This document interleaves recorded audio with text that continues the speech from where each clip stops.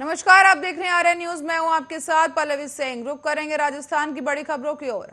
राजस्थान के बाड़मेर में वायुसेना का मिग 21 लड़ाकू विमान दुर्घटनाग्रस्त हो गया है। तो वहीं पुलिस अधीक्षक आनंद शर्मा के मुताबिक विमान भूरचिया गांव के पास कहीं गिरा है और इस हादसे में पायलट को सुरक्षित बचा लिया गया है। किसी के हताहत होने की खबर नहीं है। तो वहीं पायलट ने खुद को सुरक्षित तरीके से विमान से इजेक्ट कर लिया था। बताते चले, राजस्थान के बाड़मेर जिले में भारतीय वायुसेना का एक लड़ाकू विमान बुधवार को हादसे का शिकार हो गया है।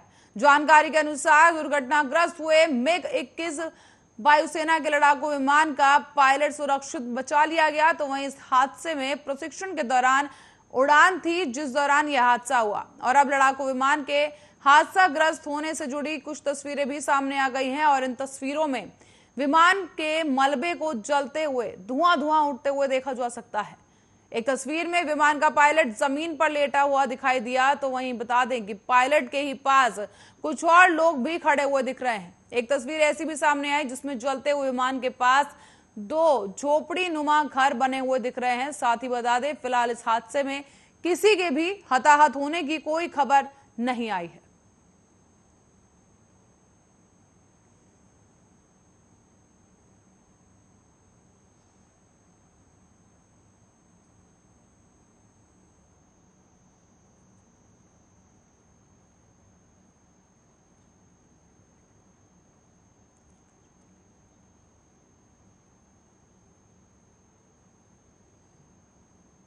तो यहाँ तस्वीरों में देख सकते हैं किस तरीके से आग की लपटें यहाँ पर दिखाई दे रही हैं। धू धू कर ये विमान जल गया है। तो वहीं आपको बता दें, प्रशिक्षण उड़ान के दौरान ये हादसा हुआ है। हालांकि इस पूरे हादसे के पीछे की जो वजह है वो स्पष्ट नहीं हो पाई है, लेकिन आपको बता दें इस हादसे में किसी के हताहत होने की कोई जानकारी फिलहाल नहीं मिल पाई है। लेकिन आपको बताते चले, जो पायलट है वो सुरक्षित बाहर निकल चुका है और इसी के साथ ही इस मामले में जांच भी की जा रही है। और इस बार मॉनसून ने पूर्वी राजस्थान को तो हरा भरा कर दिया, लेकिन पश्चिमी राजस्थान के लंबे चौड़े हिस्से में अकाल जैसे हालात पैदा हो गए हैं। पूर्वी राजस्थान में अच्छी बारिश के बावजूद बुआई के लक्ष्य को 100% तक पाया नहीं गया। साथ ही 6 जिलों में ही बुआई का लक्ष्य पूरा हो सका है। बाकी बचे 27 जिलों में स्थिति बेहद खराब है। अच्छी बुआई हुई है, लेकिन बाढ़ और अत्यधिक बारिश के कारण फसल भी काफी खराब हुई है। इस बार राजस्थान के 33 में से 27 जिलों में बुआई का लक्ष्य भी पूरा नहीं हो पाया। सिर्फ नागौर, अलवर, करौली, बारां, उदयपुर और प्रतापगढ़ में ही बुआई का लक्ष्य पूरा हो पाया है। बताते चलें, कृषि विभाग की रिपोर्ट्स के मुताबिक राज्य के 27 जिलों में 17 अगस्त तक बुआई का लक्ष्य पूरा नहीं हो सका है। आमतौर पर इस सीजन में किसान खेत में मोठ, बाजरा, ग्वार, मूंग, मूंगफली और कपास की बुआई करते हैं, लेकिन इस बार भी जुलाई में बुआई का कार्य 100% पूरा नहीं हो पाया है और बुआई का सिलसिला शुरू हो गया था, लेकिन महीने के अंत तक ये बुआई का सिलसिला चला। साथ ही राजस्थान के कई ऐसे हिस्से भी है जहां पर अच्छी बारिश हुई। उसके बाद किसानों को बीकानेर के मानसून के बरसने की उम्मीद थी, लेकिन प्रति बीघा करीब 2000 रुपए खर्च करके किसानों ने बुआई कर दी, लेकिन फल के रूप में कुछ नहीं मिल सका है। बता दें, कई किसानों ने 25 बीघा तक की बुआई कर दी, यानी करीब 50,000 रुपए खर्च कर दिए गए, लेकिन कुछ मिल नहीं सका है।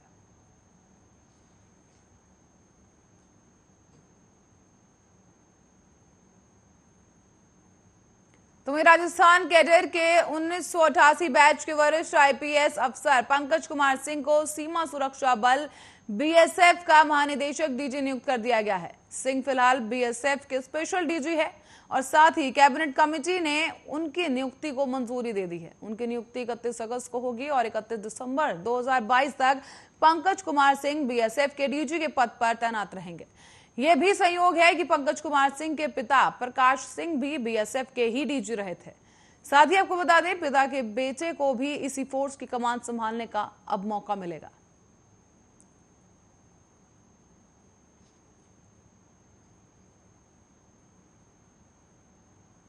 भरतपुर जिले के रूपवास थाना इलाके के जंगी का नागला के पास एक दर्दनाक हादसा हो गया है। हादसे में 2 युवकों और एक महिला की मौत हो गई, तो वहीं 9 लोग घायल हो गए हैं। घायलों को आरएमबी अस्पताल में भर्ती कराया गया और सभी का इलाज जारी है। घायलों ने बताया है कि वो सभी धौलपुर जिले में सदर में जा रहे थे और इस साथ ही आपको बता दें इलाके के सरकन खेड़ा गांव में रहने वाले थे। बुधवार दोपहर को दो परिवार के लोग ऑटो से बयाना तहसील के करीज देव में मंदिर गए थे। दर्शन कर देर रात सभी लोग वहां से वापस लौट रहे थे और रूपवास थाना इलाके के जंगी का नागला के पास एक ट्रक ने उनके ऑटो को जोरदार टक्कर मार दी। ट्रक चालक टक्कर मारने के बाद मौके से फरार हो गया। तो वहीं ऑटो में 12 लोग सवार थे। सभी लोगों को अस्पताल पहुंचाया गया है। रात करीब 2 बजे हुई इस घटना में सड़क पर ही ये सभी घायल पड़े रहे और कुछ देर बाद घायलों में से एक दीपू नामक शख्स को होश आया तो उसने 100 नंबर को घटना की सूचना दी। मौके पर एम्बुलेंस पहुंची और सभी घायलों को रूपवास में अस्पताल पहुंचाया गया।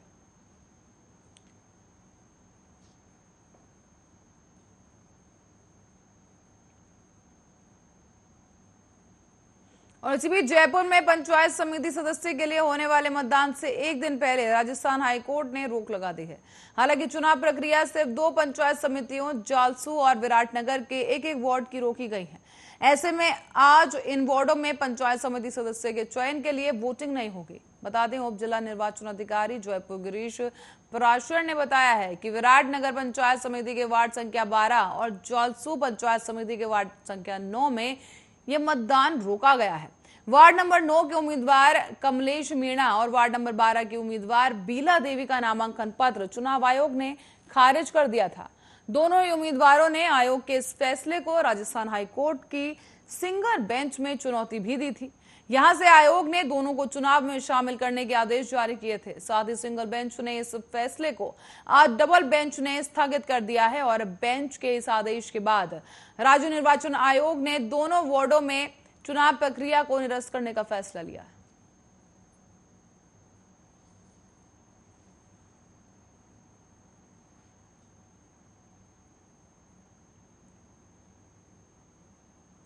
साथ ही आपको बता दें डूंगरपुर जिले के 84 थाना क्षेत्र में बुधवार देर रात एक महिला की उपचार के दौरान मौत हो गई। महिला और उसके 3 बच्चों को खांसी और तेज बुखार था। पत्नी और 3 बच्चों को लेकर यह शख्स गांव के ही एक झोलाछाप डॉक्टर के पास पहुंचा। डॉक्टर ने महिला को ड्रिप चढ़ाई और तीनों बच्चों को इंजेक्शन लगाया। डॉक्टर ने उन्हें घर भेज दिया। रास्ते में महिला की तबीयत ज्यादा बिगड़ने लगी और पति उसे निजी अस्पताल लेकर गया जहां उसकी मौत हो गई है। इस पूरे मामले में महिला के जो पति है उसने झोलाछाप डॉक्टर पर इलाज में लापरवाही का आरोप लगाते हुए एक मामला दर्ज करवाया है। झोलाछाप 5 साल से गांव में प्रैक्टिस कर रहा था। गांव के लोग इसे माताजी वाले डॉक्टर के नाम से भी जानते हैं।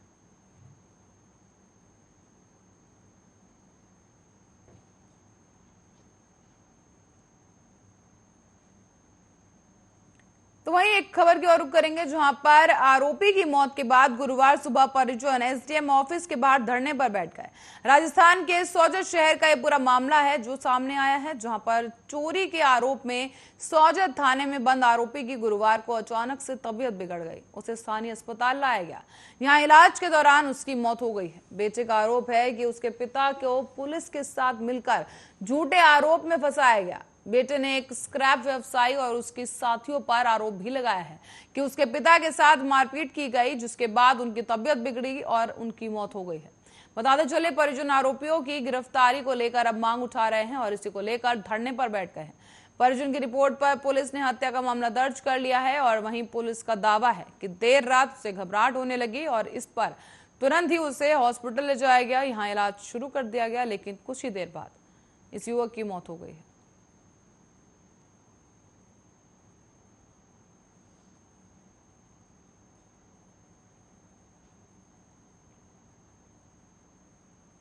तो वहीं इस बार मानसून ने पूर्वी राजस्थान को हरा भरा कर दिया है, लेकिन पश्चिमी राजस्थान के लंबे चौड़े हिस्से में अकाल जैसे हालात पैदा हो गए हैं।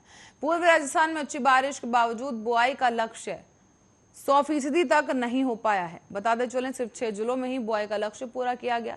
बाकी बचे 27 जिलों में स्थिति काफी खराब बनी हुई है। आपको बता दें कि इस वजह से बुआई भी पूरी तरह से नहीं हो पाई और अत्यधिक बारिश के कारण फसल खराब हो गई है। इस बार राजस्थान के 33 में से 27 जिलों में बारिश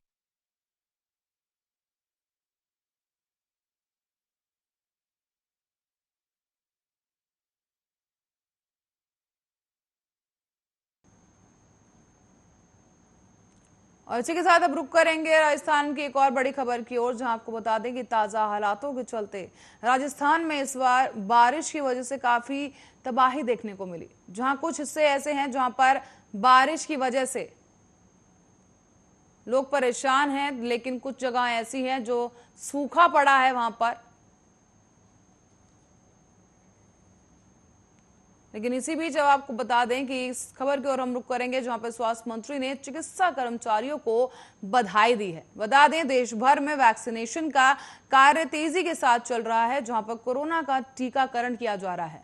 और इसी दौरान अब राजस्थान में कोरोना वैक्सीनेशन को लेकर स्वास्थ्य मंत्री की तरफ से बयान जारी किया गया है। राजस्थान के चिकित्सा और स्वास्थ्य मंत्री डॉक्टर रघु शर्मा ने कोरोना प्रबंधन के बाद वैक्सीनेशन कार्यक्रम को लेकर एक बड़ा दावा किया है।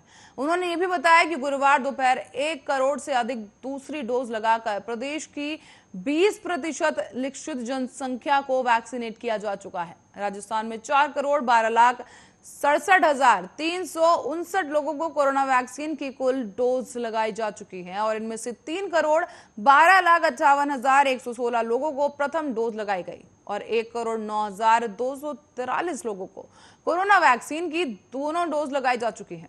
उन्होंने आगे ये भी बताया कि प्रदेश में 3,177 वैक्सीनेट साइट पर वैक्सीनेशन किया जा रहा है और इनमें से 3,109 राजकीय, 68 निजी वैक्सीनेशन साइट्स शामिल हैं। उन्होंने इसके आगे ये भी जानकारी दी कि इस उपलब्धि के लिए चिकित्सा कर्मियों को बधाई दी। चिकित्सा मंत्री ने यह भी कहा कि कोरोना की संभावित तीसरी लहर की आशंका को देखते हुए प्रदेश के सभी शिशु चिकित्सालयों के आधारभूत ढांचे को सुदृढ़ किया जा रहा है। उन्होंने बताया कि चयनित 332 सीएचसी में आईसीयू बेड के साथ मेडिकल ऑक्सीजन की उपलब्धता सुनिश्चित की जा रही है। साथ ही उन्होंने आगे बताया कि अब तक विभिन्न चिकित्सालयों में 550 से अधिक अतिरिक्त बेड का लोकार्पण किया जा चुका है और बेड्स की संख्या में लगातार बढ़ोतरी भी की जा रही है।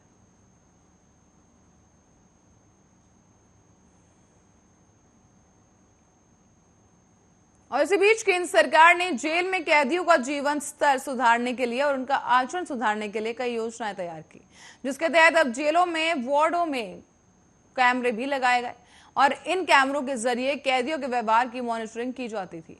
लेकिन जेल विभाग की लापरवाही से तय समय पर काम पूरा नहीं हो सका है और नतीजन बजट लैप्स हो गया।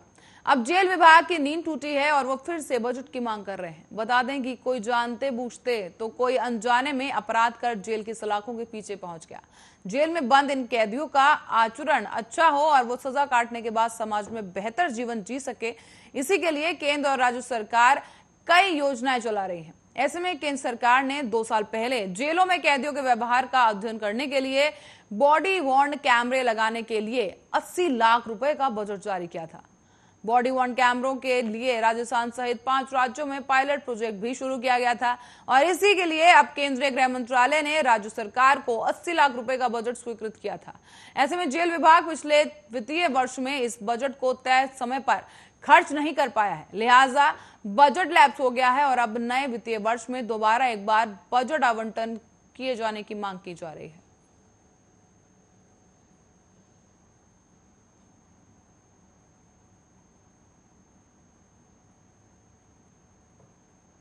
वहीं अब जिले में भारतीय ट्राइबल पार्टी से सांगवाड़ा विधायक रामप्रसाद डिडोर की बेटी की कार पर बीती देर रात करीब 7 से 8 हथियारबंद बदमाशों ने हमला कर दिया है। आपको बता दें, ये बड़ी खबर इस वक्त की आपको बता रहे हैं, जहां पर एक बेटी ने हिम्मत जुटाकर कार वो भगा कर ले गई, जिसकी वजह से उसकी जान बचाई जा सके। हमले में कार के आगे का शीशा टूट गया है, लेकिन उनकी बेटी बाल बाल बच गई। पुलिस अब मामले में हमलावर बदमाशों की तलाश में जुट गई है। तो वहीं पीड़ित महिला आशा डामोर 37 वर्ष की हैं, जो कि कौदरिया हाल सिमलवाड़ा में रहती हैं और इसी के साथ ही उसके घर का काम चल रहा है, जबकि उसके पति बंशीलाल डामेर अपने ससुर विधायक रामप्रसाद डिडोर के साथ थे। तो वहीं उसके 2 बच्चे सिमलवाड़ा घर पर थे और कोदरिया में काम के चलते उसको देर हो गई, जिसके कारण आशा देर रात को कार लेकर अकेले ही सिमलवाड़ा घर जाने के लिए निकल गई और इस दौरान यह हादसा हो गया।